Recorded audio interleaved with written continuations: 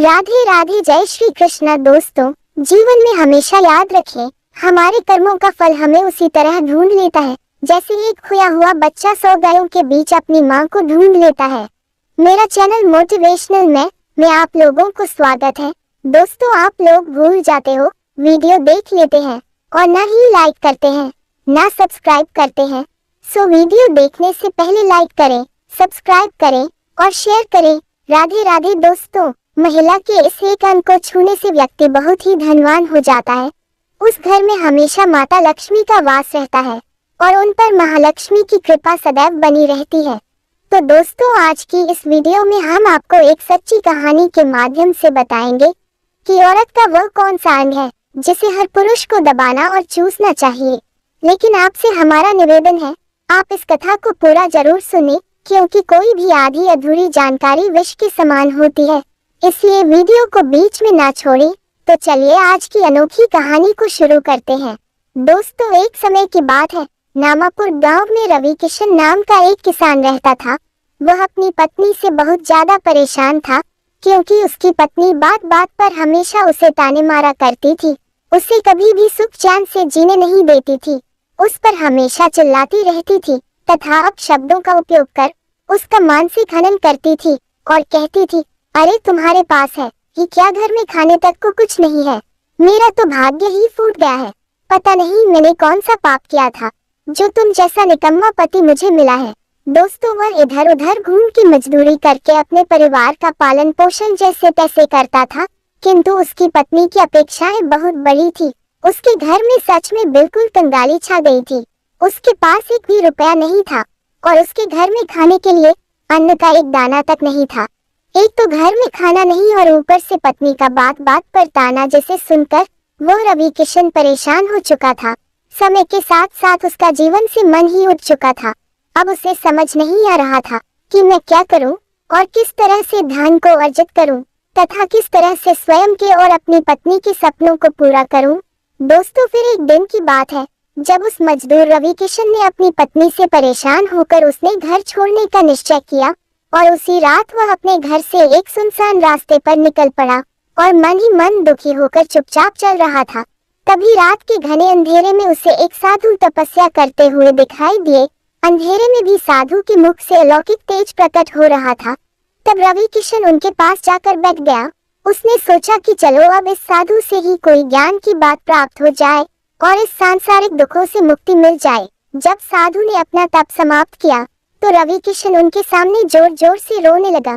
तब साधु ने रवि किशन से कहा, बेटा, इस तरह से दुखी होकर रो मत। मुझे बताओ, आखिर तुम्हें क्या परेशानी है? तुम्हें किस बात की चिंता सताए जा रही? तब रवि किशन ने साधु महाराज से कहा, हे महाराज, मेरे दुख का कारण मेरी पत्नी है, जो कि मुझे रोजाना ताने मारती है। उसने मेरा जीना हराम किया है। मैं गरीब हूँ तो मैं क्या करूँ? मैं कितना भी कुछ कमा लूं पर मेरे पास धन टिकता ही नहीं है। मेरा एक छोटा सा धंधा था, वह भी पत्नी के क्लेश की वजह से चौपट हो गया। वह आए दिन रात मुझसे झगड़े करती है। अब तो मैं दाने दाने के लिए मोहताज हो गया हूँ।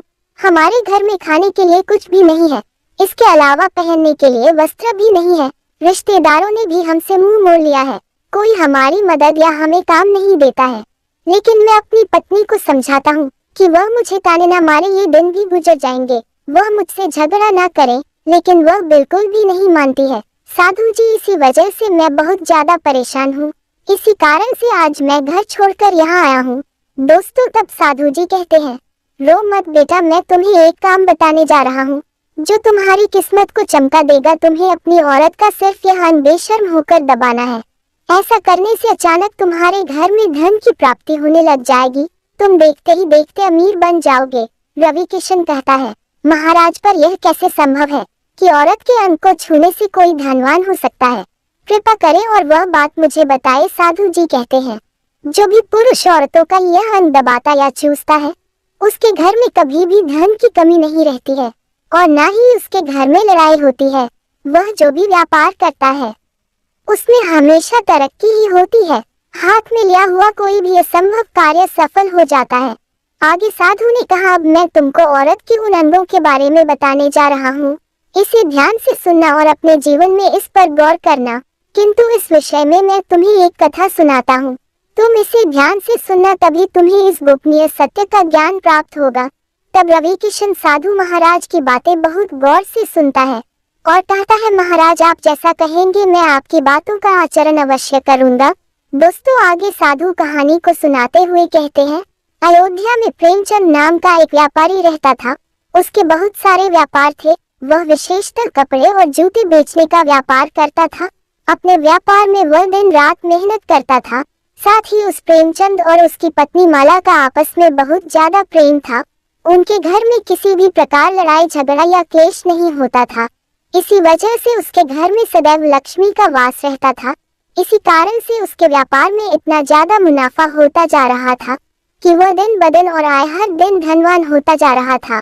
व्यापारी और उसकी पत्नी में इतना प्रेम था कि आसपास के लोग उन्हें देखकर ईर्ष्या भाव रखते हैं। धीरे धीरे उसके पूरे गांव के लोग जान गए कि व्यापारी और उसकी पत्नी में बहुत ज्यादा प्रेम है। तभी धीरे धीरे यह बात उस नगर के राजा तक पहुंच गई। व्यापारी और उसकी पत्नी की प्रेम कहानी जब राजा के पास पहुंचती है तो राजा भी उसके प्रेम की काफी ज्यादा तारीफ करते हैं और वे सभी से कहते हैं कि हमारे नगर में एक ऐसा व्यापारी है जो कि अपनी पत्नी से बेहद प्यार करता है। साथ ही उसकी पत्नी भी उसके साथ कभी लड़ाई झगड़ा नहीं करती। ये दोनों पति पत्नी हमारे राज्य के लिए मिसाल है। हमारे राज्य के सभी लोगों को इनसे प्रेम की सीख लेनी चाहिए, क्योंकि आजकल हमारे राज्य में पति पत्नी में झगड़ा मारपीट खून खराबा बढ़ता ही जा रहा है। फिर एक दिन शांति और प्रेम संदेश के हेतु से राजा ने पूरे नगर में ढिंढोरा पिटवा दिया कि इस नगर में जितने भी लोग हैं वह सभी अपने घर में कल अमावस्या की रात घी का एक दिया जलाए। तभी राजा की पत्नी रानी पूछती है, आप ऐसा क्यों कर रहे हैं? सबके घर में घी का दिया क्यों जलवा रहे हैं? राजा अपनी पत्नी की बात सुनकर कहते हैं, रानी साहिबा दीपक तो प्रेम की निशानी होता है। जिसके घर में घी का दीपक जलता है उसके घर में सदैव प्रेम बना रहता है। और मैं चाहता हूँ कि जो प्रेम व्यापारी प्रेमचंद और उसकी पत्नी के घर में है वैसा ही प्रेम हमारे पूरे नगर के पति पत्नियों के बीच हो। इसीलिए मैं हर एक घर में दीपक जलाना चाहता हूँ। दोस्तों राजा की बात मानकर सभी नगरवासी अमावस के रात अपने घर में दीपक जला देते हैं। अमावस के घने अंधेरे में सारा नगर दियों की रोशनाई से झगमग उठता है। लेकिन जैसे ही आधी रात होती है सभी लोगों के घर के दीपक बुझने लगने जाते हैं, लेकिन प्रेमचंद के घर का दीपक वैसे ही जलता रहता है। वह दीपक तो आत्मा राम की पत्नी ने जलाया था, लेकिन असल में प्रेमचंद की पत्नी भी आम पत्नियों की जैसी ही थी। वह कभी उसकी बात नहीं मानती थी। वह हमेशा अपनी मनमानी करती थी। उससे हर दिन कुछ ना कुछ नया मांगती रहती थी। उसका जो भी मन करता था वही काम करती थी। लेकिन प्रेमचंद को इस बात से कोई भी दिक्कत नहीं होती थी, क्योंकि वह बहुत समझदार था। वह सोचता था यदि मैं अपनी पत्नी को रोक टोक करूंगा तो घर में बेवजह ही लड़ाई झगड़े होंगे। इसमें मेरा कीमती समय बर्बाद हो जाएगा और इसी कारण से मेरा व्यापार की तरफ ध्यान देना कम हो जाएगा। कई चीजें व्यापारी इस वजह से अनदेखा करता था, इसलिए उन्हें दोनों पति पत्नी में प्रेम बना रहता था। उसी अमावस की मध्यरात्रि के समय राजा अपने महल को छोड़कर पूरे नगर का नजारा देख रहे थे। उन्होंने देखा सभी नगर वासियों के घरों के दीपक समय के साथ साथ धीरे धीरे शांत होते जा रहे हैं और कुछ अवधि के बाद सभी ओर घोर अंधकार छा गया। वहीं दूसरी ओर उसने देखा लेस्टन की प्रेमचंद के घर में दीपक अभी भी जल रहा है। तब राजा अपनी रानी से कहता है, महारानी देखो तो अब केवल प्रेमचंद और उसकी पत्नी माला के घर में दीपक जगमगा रहा है, लेकिन पूरे नगर में कहीं भी दीपक नहीं जल रहा है। इसी से पता लगता है कि प्रेमचंद और माला में कितना ज्यादा प्रेम है। तब राजा की रानी कहती है कि प्रेमचंद और उसकी पत्नी माला में प्रेम है। वह प्रेमचंद की पत्नी माला की ही वजह से है और इस कारण से उसके घर में दोनों के बीच इतना ज्यादा प्रेम है। दोस्तों जब राजा रानी की बात सुनता है तो कहते हैं, नहीं तुम्हारा सोचना गलत है। जो प्रेम प्रेमचंद के घर में है वह उसकी पत्नी की वजह से नहीं है, बल्कि वह प्रेमचंद की वजह से है। तब रानी कहती है, प्रेमचंद की पत्नी माला ही बहुत ज्यादा समझदार है। आपका सोचना गलत है और यही वजह है जो कि उनके घर में कभी भी लड़ाई झगड़ा नहीं होता है। आगे राजा कहता है, नहीं तुम गलत हो, प्रेमचंद समझदार है। और रानी कहती है कि उसकी पत्नी माला समझदार है। इसी तरह उन दोनों के बीच इस प्रकार का कलह कुछ देर चलता रहा। दोस्तों इसी बात को लेकर राजा और रानी के बीच काफी झगड़ा हो गया। इसके बाद रानी राजा की नाक नोच है, उसकी दाढ़ी खींचती है और तब राजा भी गुस्से में आकर रानी को उठाकर पटक देता है, उसके भी बाल नोच देता है। दोनों में काफी लड़ाई होती है। इसके बाद राजा कहता है, हम लोगों को झगड़ा करने की जरूरत नहीं है, क्यों ना हम प्रेमचंद और उसकी पत्नी माला की परीक्षा ले ले। सारा दूध का दूध और पानी का पानी हो जाएगा, तभी समझ में आ जाएगा कौन समझदार है। इस बात पर राजा और रानी दोनों सहमत हो गए और वे दोनों उन दोनों पति पत्नी की परीक्षा लेने के लिए तैयार हो जाते हैं। तब राजा अपने राज दरबार में जा है और एक सैनिक को बुलाता और कहता है, तुम प्रेमचंद के पास जाओ और जो प्रश्न मैं तुमसे बोल रहा हूँ वो तुम प्रेमचंद को बोल देना। वह सैनिक बोलता है, ठीक है महाराज। वह सैनिक राजा की बात सुनकर प्रेमचंद के पास जाता है। उस समय प्रेमचंद की पत्नी बाहर सहेली के घर गई थी। प्रेमचंद अकेला ही घर पर था। तभी राजा का सैनिक प्रेमचंद के घर पहुंच जाता है और प्रेमचंद से कहता है, मुझे राजा ने भेजा है। तब प्रेमचंद कहता है, बताएं मैं आपकी क्या सेवा कर सकता हूँ। तब वह सैनिक कहता है, मैं आपके पास राजा का समाचार लेकर आया हूँ। तब प्रेमचंद कहता है, ठीक है आप मुझे बताओ राजा साहब ने मेरे लिए क्या समाचार भेजा है। सैनिक कहता है, राजा साहब ने ये बोला है कि यदि तुम अपनी पत्नी को छोड़ देते हो, उसे तलाक देते हो, तो राजा जी आपको बहुत सारे हीरे जवाहरात और साथ में तुम्हारे व्यापार के लिए बहुत बसारा धन भी देंगे। इसके अलावा वह अपनी चचेरी बहन का विवाह भी आपसे करवा देंगे और इस नगर के मुखिया के पद पर नियुक्त करेंगे। दोस्तों लेकिन जो प्रेमचंद ने जवाब दिया वह सुनने लायक था। प्रेमचंद ने कहा, राजा जी अपना पूरा राजमहल मुझे क्यों ना दे, लेकिन मैं अपनी पत्नी को नहीं छोड़ूंगा। जाओ और अपने राजा से कह दो प्रेमचंद ने ऐसा कहा है। तब सैनिक जाता है और राजा को बातें बताता है। उस समय रानी वहां पर सैनिक की बात सुन रही थी। सैनिक की बात सुनने के बाद राजा ने रानी से कहा, आपने प्रेमचंद की तो परीक्षा ले ली, लेकिन प्रेमचंद की पत्नी माला की परीक्षा नहीं ली है। इस तरह से हम कैसे पता कर सकते हैं कि कौन समझदार है। इसके बाद रानी ने कहा कि अब मैं भी प्रेमचंद की पत्नी माला की परीक्षा लेना चाहती हूँ। जब दोनों की परीक्षा हो जाएगी तभी पता चलेगा कि कौन समझदार है। फिर रानी ने भी एक सैनिक बुलाया और उसे समझाया, मैंने तुम्हें जो प्रश्न बताए हैं वो प्रेमचंद की पत्नी को कहना और याद रखना यह बात तभी बताना जब प्रेमचंद घर पर ना हो। तभी सैनिक प्रेमचंद के घर जाता है और उसके घर में आवाज लाचार गाता है। तो उसके घर से प्रेमचंद की पत्नी माला निकलकर बाहर आती है और कहती है, बताओ क्या हुआ, क्यों दरवाजा बजा रहे हो, क्या आज ही तोड़ना है। तो सैनिक ने कहा, मैं राजमहल से आया हूँ और मुझे महारानी ने भेजा है। तब माला कहती है, बताओ किस लिए आए हो, क्या काम है, तुम लोगों का मुंह उठाकर चले आते हो। यदि तुम अपने पति प्रेमचंद को मार देती हो अर्थात उसकी हत्या कर देती हो तो आपको बहुत सारे सोने चांदी के गहने और हीरे जवाहरात रानी आपको देंगी और साथ में राजमहल का आधा हिस्सा भी आपको मिलेगा। इसके अलावा आगे के जीवन में कभी भी किसी चीज की कमी नहीं होगी, जो भी मांगोगे वह तुम्हें मिलेगा। ये बात सुनकर प्रेमचंद की पत्नी माला बहुत खुश होती है और कहती है, ठीक है यदि मुझे रानी साहिबा सब कुछ देंगी तो मुझे मंजूर है, मैं अपने पति को मार दूंगी। तब सैनिक पूछता है कि रानी को कैसे पता चलेगा कि आपने अपने पति को मार दिया है। तभी माला कहती है, मेरे घर में जो दीपक जल रहा है ना, जब मैं प्रेमचंद को मार दूंगी तो ही मैं उसे बुझा दूंगी, तभी आपको पता चल जाएगा कि मैंने प्रेमचंद को मार दिया है। अब सैनिक माला की बात सुनकर राजमहल जाता है और रानी को सारी बात बताता है। प्रेमचंद की पत्नी की बात सुनकर रानी बहुत अचंभित हो जाती है। रानी कहती है, ये कितनी लालची स्त्री है, सच में इसका पति कितना बेचारा है। दोस्तों राजा और रानी को स्त्री जात से नफरत होने लगती है। उसी समय राजा अपने नगर के सभी लोगों को बुलाता है और कहता है कि मैं चाहता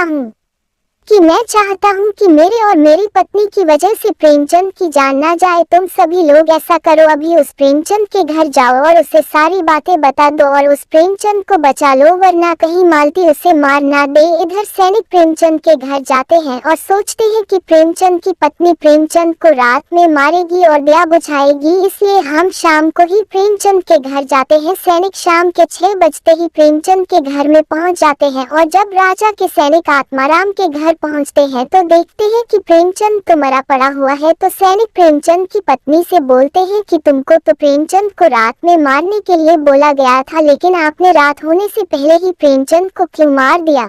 तब उस प्रेमचंद की पत्नी बोलती है, प्रेमचंद को तो मुझे मारना ही था, रात में तो मुझे सिर्फ दिया ही बुझाना था, इसलिए प्रेमचंद को तो मैंने दिन में ही मार दिया। ये कांड देखकर सभी सैनिक तुरंत ही प्रेमचंद के घर से दौड़े दौड़े राजमहल जाते हैं और राजा रानी को सारी बातें बताते।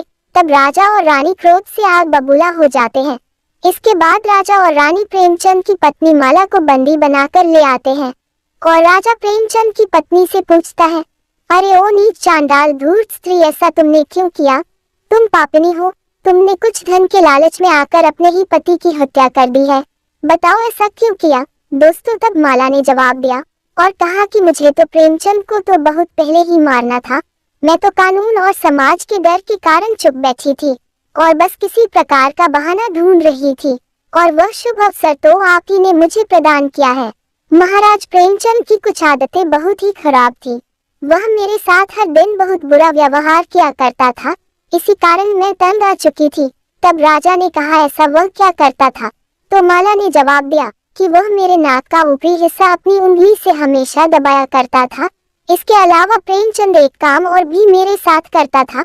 वह मेरे कान का पिछला हिस्सा अक्सर अपनी जीभ से स्पर्श किया करता था और उसे छाटता था। वही काम हर रोज करता था। मैंने कितनी बार उसे मना किया पर वह मानता नहीं था। फिर राजा ने पूछा, ये बताओ, जब आप लोग गरीब थे तब क्या प्रेमचंद आपके साथ यह काम करता था? नहीं महाराज, ऐसा नहीं करता था। राजा ने कहा, मैं समझ गया कि प्रेमचंद ऐसा क्यों करता था। दोस्तों, क्योंकि राजा भी अपनी रानी के साथ ऐसा ही करता था। ऐसा करने से ही राजा का राज्य बढ़ता जा रहा था। उसी समय साधु जी ने रवि किशन से पूछा, हे युवक, तुम्हें कुछ समझ में आया? औरत का कौन सा विशेष अंग स्पर्श करने से तथा दबाने से लोगों को अचानक धन की प्राप्ति होती है? तो रवि किशन ने कहा, नहीं साधु जी, मुझे अभी तक समझ में नहीं आया। तभी साधु जी कहते हैं, अगर अभी समझ में नहीं आया तो मैं फिर से आपको बताता हूँ। प्रेमचंद अपनी पत्नी के साथ जो पहला काम करता था वह है उसके नाक के ऊपरी हिस्से को अपनी उंगली से दबाता था। तो जिस भी मनुष्य के घर में पैसों की किल्लत है उसे अपनी उंगली से औरत के नाक के ऊपरी हिस्से को जरूर दबाना चाहिए। दोस्तों, ज्योतिष शास्त्र में औरत के नाक के ऊपरी हिस्से को बहुत शुभ माना जाता है।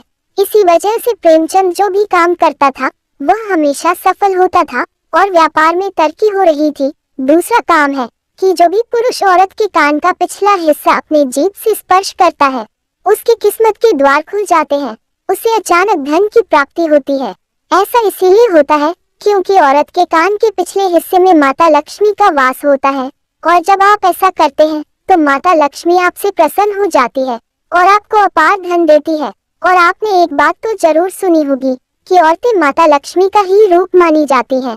यही वजह है इस संसार में जो भी मनुष्य अपनी पत्नी को खुश रखता है उसका घर धन से भर जाता है। दोस्तों, बस ध्यान रखें, ये काम हमेशा अपनी पत्नी की इजाजत लेकर ही करें और जब उसका मन करे तभी करें। अगर वह कभी ना कहे तो ऐसा काम ना करें। ध्यान रहे, आपको राजा की तरह बनना है, प्रेमचंद की तरह नहीं। तो दोस्तों, उम्मीद करती हूँ आपको यह आज की कहानी अच्छी लगी होगी। तो कमेंट करके जरूर बताएं। साथ ही कमेंट में जय श्रीमन नारायण लिखना ना भूलें। आप सभी का धन्यवाद।